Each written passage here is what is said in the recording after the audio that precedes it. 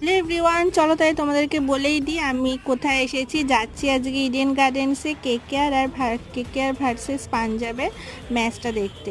খেলা দেখা তো এক্সাইটমেন্টটা আছেই, তার সাথে ফার্স্ট টাইম ইডেন গার্ডেন্সে যাচ্ছি সেটা দেখার একটা এক্সাইটমেন্ট তো বিশালভাবে কাজ করছে। তো চলে আসলাম ইডেন গার্ডেন্সের ভেতরে, আর প্রচুর চেকিং করে ওরা, ব্যাগপত্র অনেক কিছুই বাদ আছে নেওয়া, টিকিটের পেছনে সমস্ত কিছু লেখা থাকে। এই যে চলে আসলাম, আমার এত ভালো লাগছে আর এখানে এসে এতটা মজা লাগছে, আমি একটা জার্সিও কিনে নিয়েছিলাম।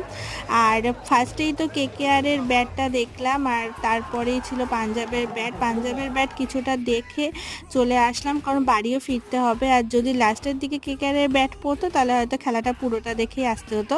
তারপরে হাওড়া থেকে ডাইরেক্ট গেলাম ব্যান্ডেলে, কারণ অনেকটাই রাত হয়ে গিয়েছিল, সেরকম ট্রেনও ছিল না। ব্যান্ডেল থেকে বালুরঘাট এক্সপ্রেসটা ধরে চলে আসলাম নবদ্বীপ। সো চলো দেখা হচ্ছে আবার নেক্সট ব্লগে, বাই।